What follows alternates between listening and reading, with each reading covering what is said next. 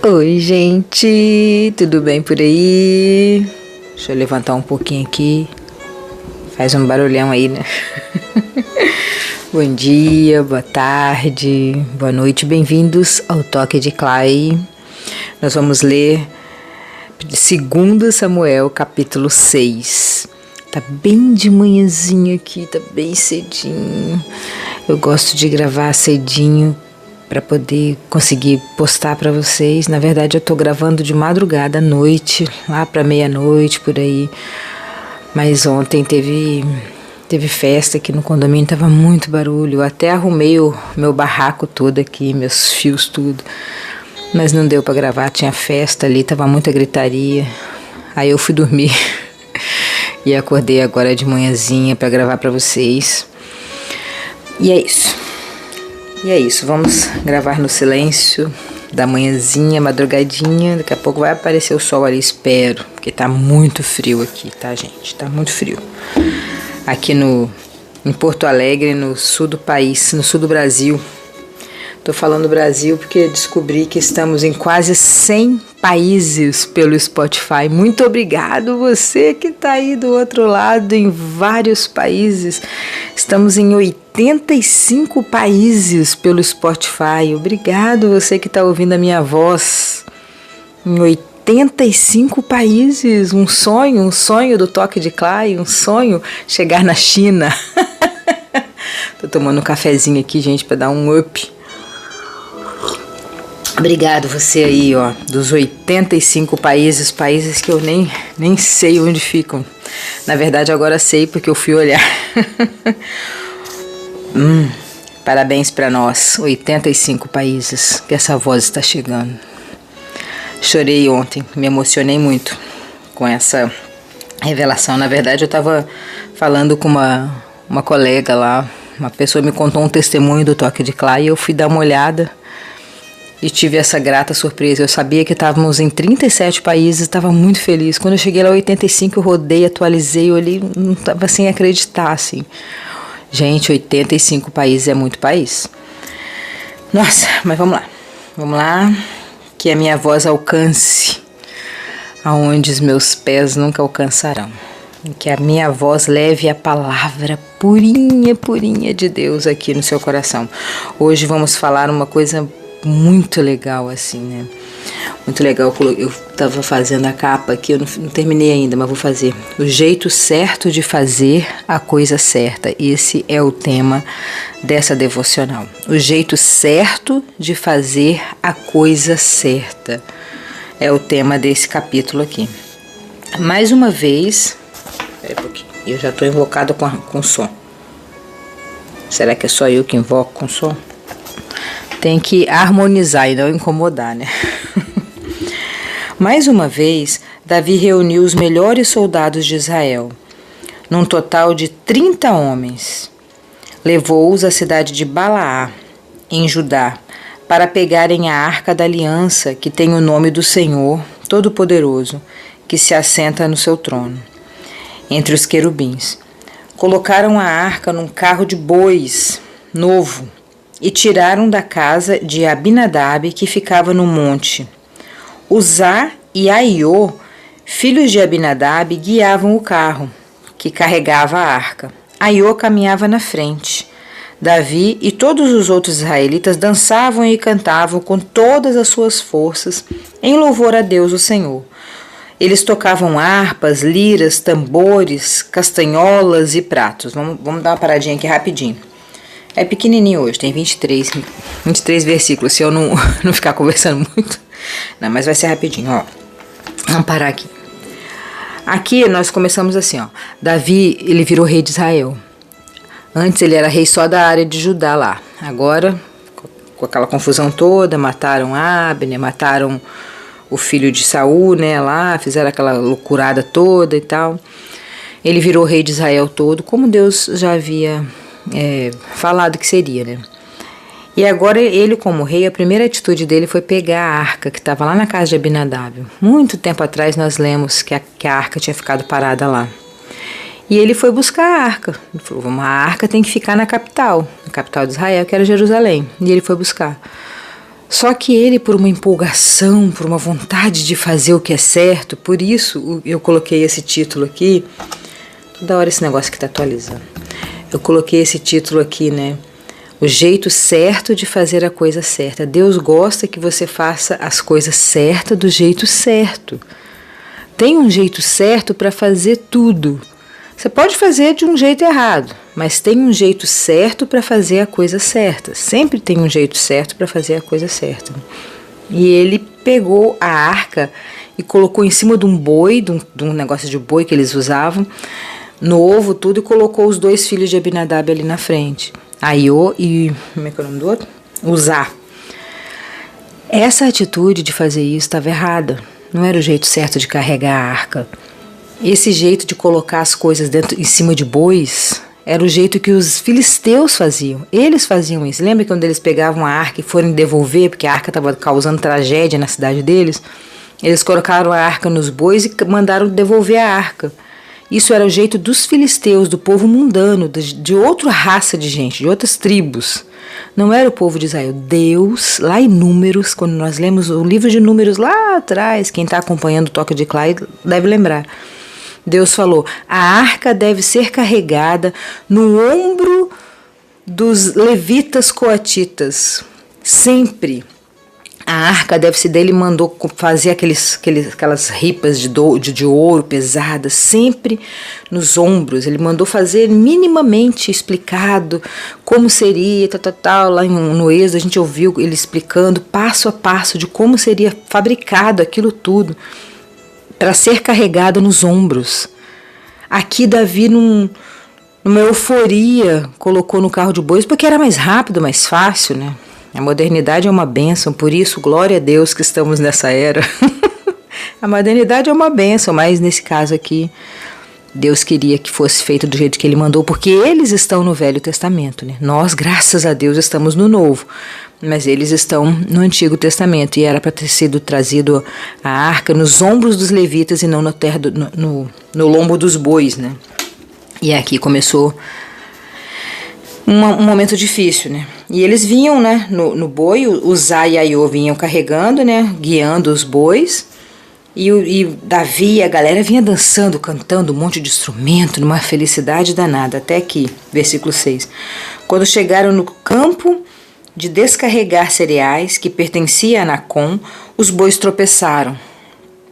Então Uzá estendeu a mão e segurou a arca da aliança, que lascou. Tadinho de Uzá, num ato de reflexo. Quando vai cair alguma coisa, você não tem um ato de reflexo, assim, você não estica a mão assim para pegar.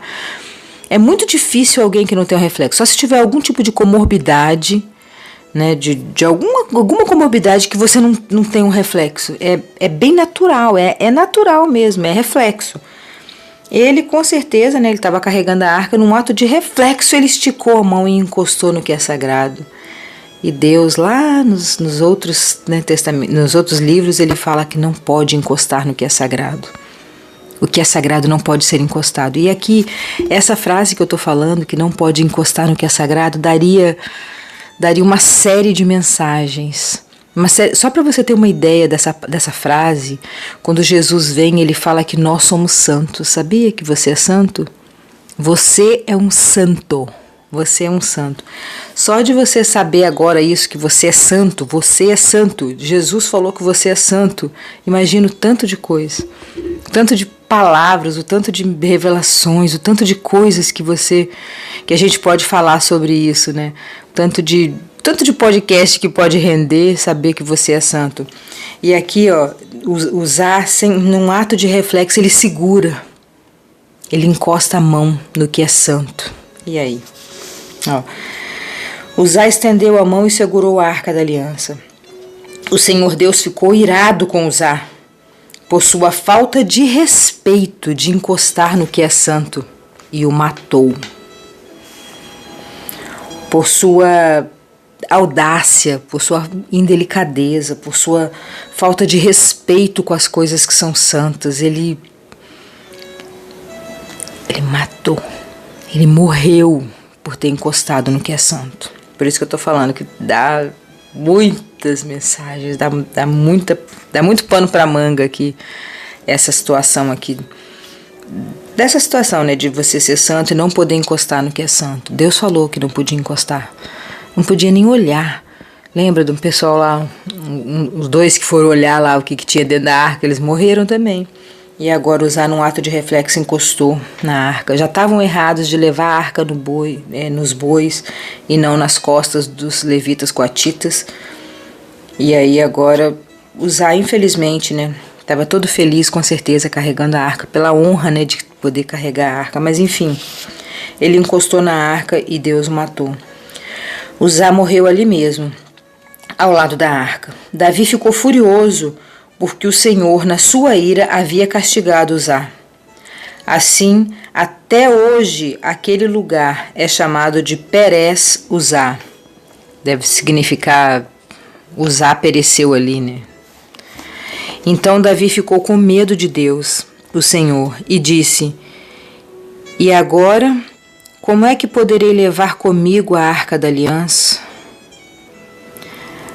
Aquela festa, aquela alegria, aquelas músicas, aquele flow que ele estava ali, aquela empolgação, dançando, pulando, aquela euforia toda tirou ele da concentração, ele se esqueceu que ele não podia fazer aquilo, ele se misturou com o mundo, ele se misturou com o povo filisteu, com o pessoal do mundo. Quantas vezes a gente faz isso? Quantas vezes a gente se empolga tanto com as situações que a gente se mistura, que a gente acha, normal, a gente é daqui, tá todo mundo bem, alegria, felicidade, vamos beber, vamos usar uma droguinha, não dá nada não, vamos lá, uhul. Cuidado, gente, cuidado, Deus tá vendo. Deus é linear, sabe linear?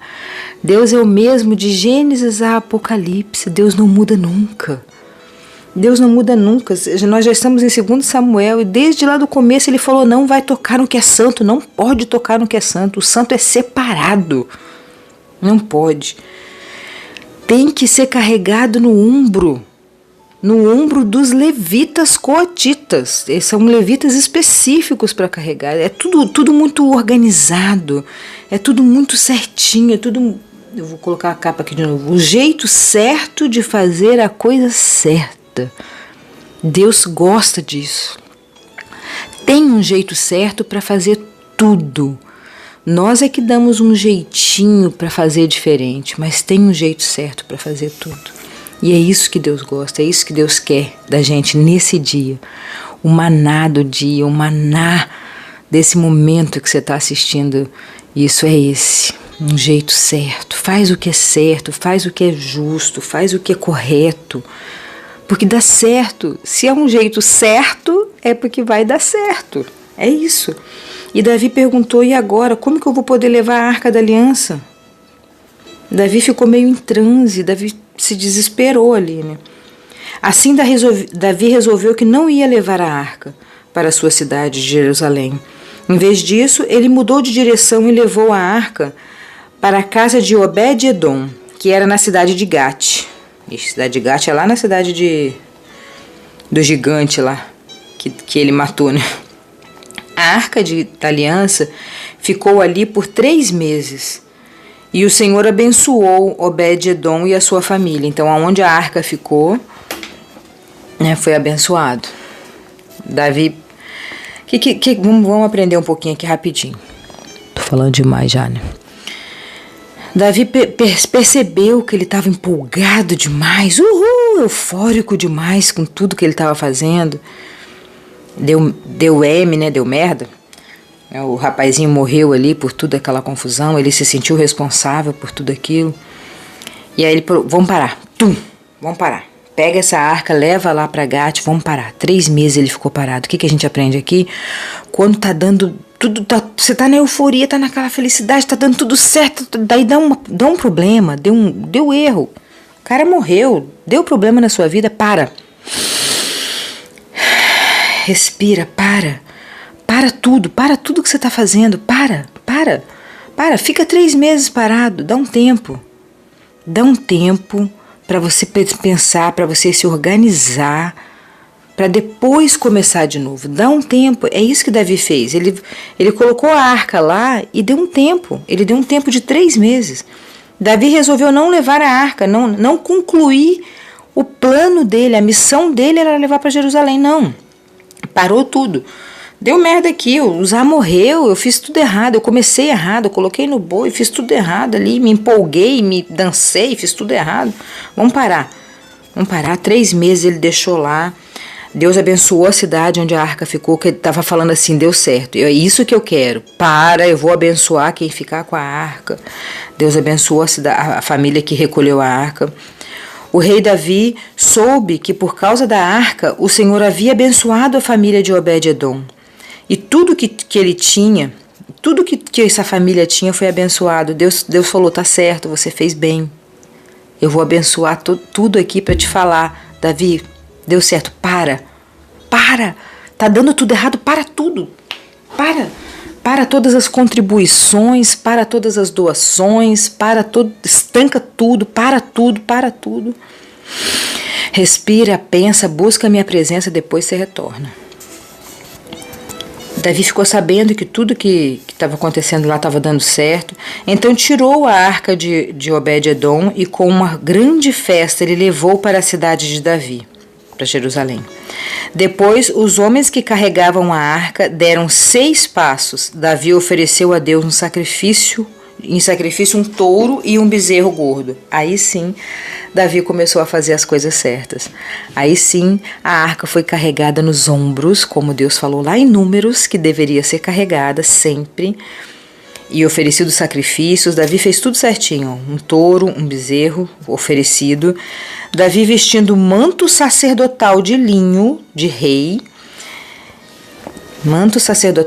dançou com todo entusiasmo em louvor a Deus o Senhor.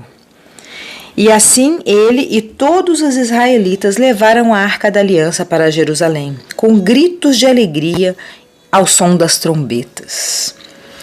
Quando a arca estava entrando na cidade, Mical, a filha de Saul, olhou pela janela e viu o rei pulando e dançando em louvor ao Senhor.